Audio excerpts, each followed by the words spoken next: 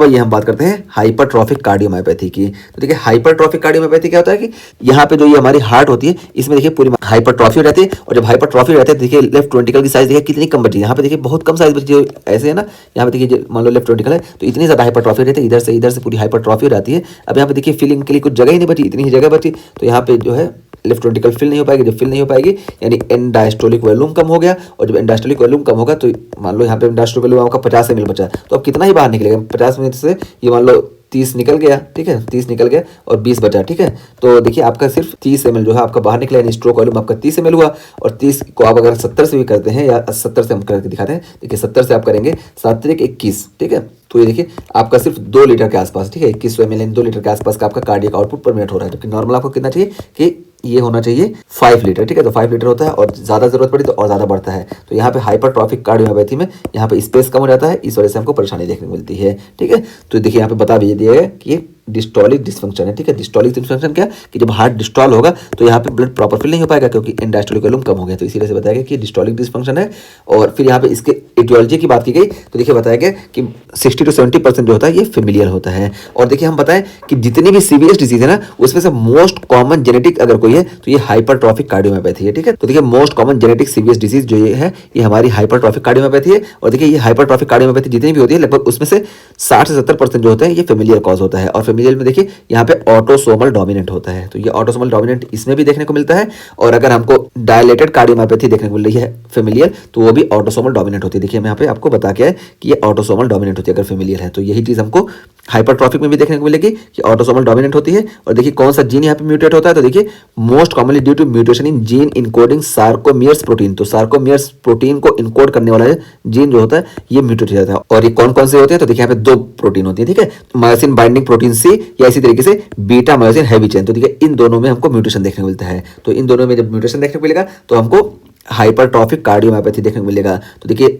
इन दोनों में अगर हम बात करें मायोसिन बाइंडिंग प्रोटीन सी और बीटा मायोसिन हैवी चेन, तो यहाँ पे भी हमको सबसे ज्यादा बीटा मायोसिन हैवी चेन का म्यूटेशन देखने को मिलता है, और इसका भी म्यूटेशन देखने को मिलेगा। तो इसकी वजह से हमको हाइपरट्रॉफिक कार्डियोमायोपैथी देखने को मिलेगा, ठीक है। तो यहाँ पे देखिए मेन जो था ये फेमिलियल कंडीशन थी, इस वजह से यहाँ पे फेमिलियल कंडीशन ही बता दिया गया। और उसके बाद फिर क्लिनिकल फीचर की बात की जा रही है, तो ये क्लिनिकल फीचर बताया गया कि यहाँ पे हमको सिंकोप देखने को मिलेगा, ठीक है। तो सिंकोप देखने को मिलेगा ड्यूरिंग एक्सरसाइज, तो एक्सरसाइज के टाइम पे हमको सिंकोप देखने को मिलेगा। और हम बताएं जो क्लिनिकल फीचर है ना, तो मोस्ट कॉमन क्लिनिकल फीचर ये हमारा सिंकोप ही होता है, ठीक है। तो सिंकोप इसका मोस्ट कॉमन क्लिनिकल फीचर होता है, और एक्सरसाइज में ये सेक्टर देखने को मिलता है।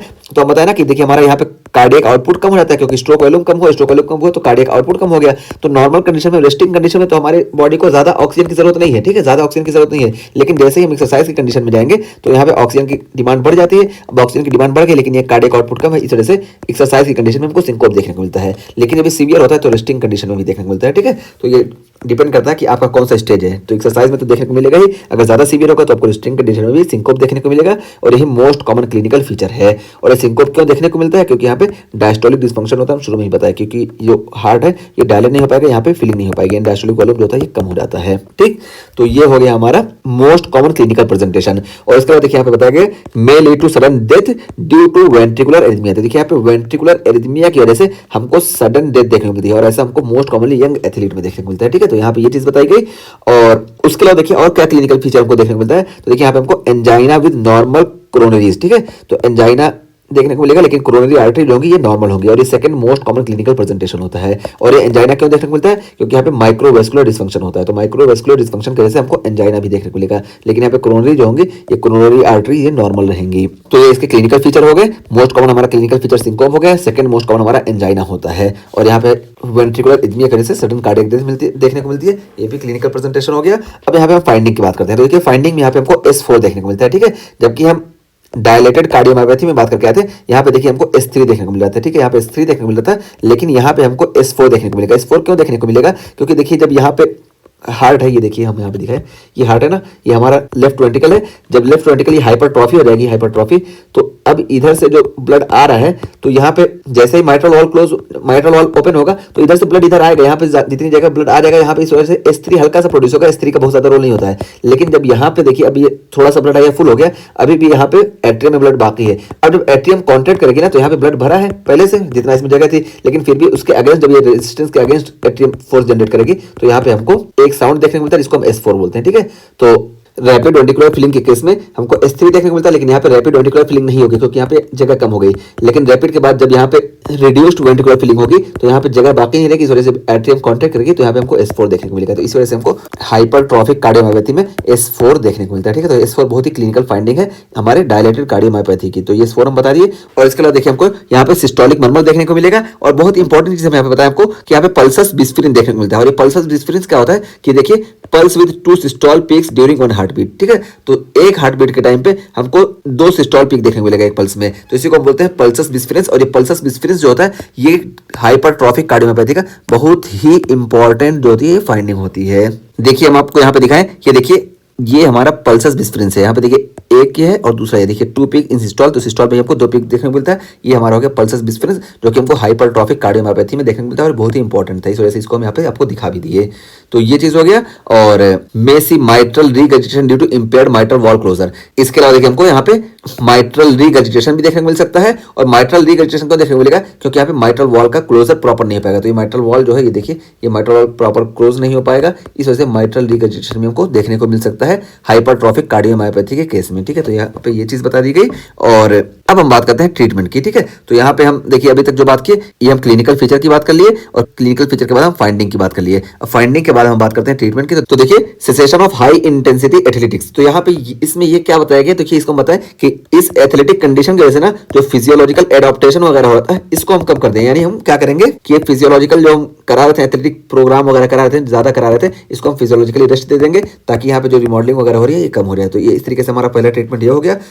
और दूसरा हम क्या कहते हैं यूज ऑफ बीटा ब्लॉकर्स। तो ये बीटा ब्लॉकर्स हम देते हैं। और यही देखिए बीटा ब्लॉकर जो होती है ना ये हमारी ड्रग ऑफ चॉइस होती है। ठीक है, तो बीटा ब्लॉकर जो होती है ये हमारी ड्रग ऑफ चॉइस होती है। और beta blocker drug of choice क्यों होती है, क्योंकि यहाँ पे देखिए बीटा ब्लॉकर आके इस पे वर्क करती है और हार्ट रेट को कम करती है। और हार्ट रेट को जब कम करेगी तो यहाँ पे देखिए ये हार्ट जो है अच्छे से फिल हो पाएगा क्योंकि एंड डायस्टोलिक प्रॉब्लम है ना, तो एंड डायस्टोलिक वॉल्यूम यहाँ पे कम था। तो जब हम हार्ट रेट को कम कर देंगे तो हार्ट में थोड़ा सा फिल होने की जो कैपेसिटी है वो ज्यादा हो जाएगी। इस वजह से बीटा ब्लॉकर जो होती है ये हमारी ड्रग ऑफ चॉइस होती है। तो beta blocker drug of choice होती है। और यहाँ पे अगर हम डोज की बात करें तो देखिए 2 मिलीग्राम पर केजी देते हैं और यहाँ पे प्रोप्रानोलॉल को हम प्रीफर करते हैं। तो ये इंपॉर्टेंट नहीं था, लेकिन ये इंपॉर्टेंट था कि beta blocker drug of choice होती है, ये इंपॉर्टेंट बता दिए। और देखिए अगर बीटा ब्लॉकर कॉन्ट्राइंडिकेटेड होती है ना तो यहाँ पे हम नॉन डाइहाइड्रोपायरिडीन कैल्शियम चैनल ब्लॉकर देते हैं। तो नॉन डाइहाइड्रोपायरिडीन कैल्शियम चैनल ब्लॉकर में हम वेरापामिल का इस्तेमाल करते हैं। ठीक है, लेकिन इसका तब इस्तेमाल करते हैं जब बीटा ब्लॉकर कॉन्ट्राइंडिकेटेड होती है, वरना हम ड्रग ऑफ चॉइस के तौर पर बीटा ब्लॉकर का ही इस्तेमाल करते हैं।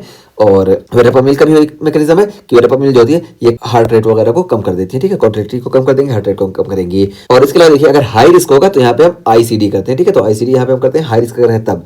और यहाँ पे इंपॉर्टेंट क्या चीज है, यहाँ पे ये देखिए ये avoid drug that decrease preload. तो प्रीलोड जैसे हमारा मेन यहाँ पे देखिए डायलेटेड कार्डियोमायोपैथी में कहता है कि हम प्रीलोड को कम कर रहे थे। देखिए हमारा मेन जो होता है कि हम प्रीलोड को किसी भी तरीके से कम करें, लेकिन यहाँ पे हमारा हाइपरट्रॉफिक कार्डियोमायोपैथी में क्या होता है कि हम उन सारे ड्रग्स को अवॉइड करते हैं जो प्रीलोड को कम करती हैं। क्योंकि यहाँ पे देखिए अगर प्रीलोड कम हो जाएगा तो इधर ब्लड और नहीं आएगा, तो जो थोड़ा बहुत ब्लड इसमें फिल हो रहा था ये भी नहीं फिल होगा, इस वजह से स्ट्रोक वॉल्यूम और कम हो जाएगा। इस वजह से यहाँ पे हम प्रीलोड को कम करने वाली ड्रग्स को अवॉइड करते हैं, जैसे डायबिटिक्स है या वैसोडायलेटर है। तो इन सारे ड्रग्स को हम अवॉइड करते हैं ताकि एंड डायस्टोलिक वॉल्यूम यानी प्रीलोड कम ना हो। तो देखिए यहाँ पे अगर हम एसी इनहिबिटर से आरबीएस देना चाहे तो ये भी प्रॉब्लम क्रिएट करेंगे। इसी तरीके से हम ये सेक्यूबेट्रिल भी नहीं दे सकते और डायोटिक भी ये कुछ नहीं दे सकते। ठीक है, तो यहाँ पे ये सारी ड्रग्स हम यहाँ पे नहीं इस्तेमाल कर सकते और यहाँ पे हम धड़ल्ले से इस्तेमाल करते हैं और यहाँ पे बल्कि ये हमारे लिए फायदेमंद होती है। इस वजह से यहाँ पे हमारा मेन मोटिव होता है कि प्रीलोड को इंक्रीज करें, जबकि हाइपरट्रॉफिक कार्डियोमायोपैथी में होता है कि हमारा मेन मोटिव कि हम प्रीलोड को इंक्रीज करें बल्कि कम ना होने दें। ठीक है, तो यहाँ पे अगर हम कम करेंगे तो बहुत ज्यादा नुकसान हो जाएगा। तो ये चीज हुआ।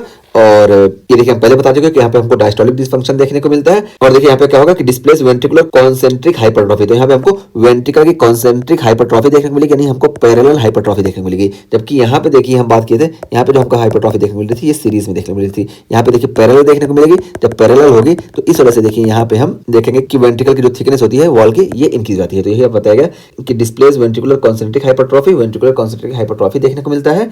और ऑफन सेप्टल प्रीडोमिनेंस, यहाँ पे देखिए हमको ये देखिए सेप्टम है ना, देखिए सेप्टल प्रीडोमिनेंस देखने को मिलता है। तो ये चीज हो गई। और उसके बाद फिर देखिए बताया गया कि मायोफाइब्रिलर डिसएरे एंड फाइब्रोसिस, यहाँ पे हमको मायोफाइब्रिलर डिसएरे एंड फाइब्रोसिस देखने को मिलती है। इसका मतलब क्या होता है कि ये जो मायोफाइब्रिलर्स होते हैं ना ये इरेगुलर अटैचमेंट इनका होता है। तो यहाँ पे ये मायोफाइब्रिलर डिसएरे एंड फाइब्रोसिस जो देखने को मिलती है, तो यहाँ पे मायोफाइब्रिलर जो होंगे ये इरेगुलर अटैच होंगे और यहाँ पे हमको फाइब्रोसिस देखने को मिली है। ठीक है, तो ये सारी चीजें बता दिया गया यहाँ पे, बस हम बता दिए, लेकिन इंपॉर्टेंट जो था वहाँ पे उसको फोकस करके बता रहे हैं। हैं। और इसके बाद फिर देखिए यहाँ पे ये हमारा लगभग हाइपरट्रॉफिक कार्डियोमायोपैथी का टॉपिक कंप्लीट हो गया। ठीक है, तो हाइपरट्रॉफिक कार्डियोमायोपैथी हम पूरा बता दिए। यहाँ से देखिए हम शुरू किए कि कॉज क्या होते हैं, तो ये 60 से 70% होता है, ये फेमिलियल होता है और मोस्ट कॉमन जेनेटिक सीवियस डिजीज होती है ये हमारी हाइपरट्रॉफिक कार्डियोमायोपैथी होती है और ये ऑटोसोमल डोमिनेंट होती है और इसमें दो प्रोटीन में हमको परेशानी देखने को मिल सकती है, एक बीटा मायोसिन हैवी चेन और दूसरा जो होता है ये मायोसिन बाइंडिंग प्रोटीन सी। लेकिन मोस्टली इन दोनों में अगर हम बात करें तो बीटा मायोसिन हैवी चेन के जीन के म्यूटेशन की वजह से हमको ज्यादा देखने को मिलता है। और फिर यहाँ पे क्लिनिकल सिम्टम की बात की तो सबसे पहले बताया कि यहाँ पे सिंकोप हमको देखने को मिलता है। ठीक है, सिंकोप इसका मोस्ट कॉमन क्लिनिकल फीचर है। इसके अलावा हमको angina with normal coronary arteries देखने को मिलता है, सेकंड मोस्ट कॉमन है। और हमको सडन डेथ भी देखने को मिल सकती है यंग एथलीट में, क्योंकि यहाँ पे वेंट्रिकुलर एरिथमिया का चांसर रहता है।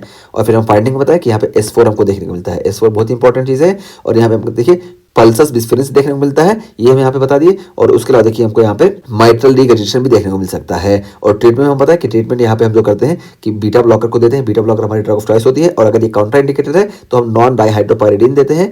और यहाँ पे हम जो मेन चीज करते हैं कि प्री लोड को डिक्रीज करने वाले ड्रग्स को अवॉइड करते हैं। तो जितनी भी डायबिटिक्स है, जितनी भी डायलेटर है, ये हम हाइपरट्रॉफिक कार्डियोमायोपैथी के केस में नहीं इस्तेमाल कर सकते। ठीक है, ये बहुत ही इंपॉर्टेंट चीज है। जबकि यहाँ पे हम डायलेटेड कार्डियोमायोपैथी में यहाँ पे धड़ल्ले से इस्तेमाल करते हैं और ये हमारे लिए बहुत ही बेनिफिशियल होती हैं। और उसके बाद फिर यहाँ पे ये सारी चीजें बताएगी, इसको भी हम एक्सप्लेन कर दिए। ठीक है, लेकिन ये जो चीजें यहाँ बताएगी ये बहुत ही इंपॉर्टेंट चीजें थी, इसको हम बताएं।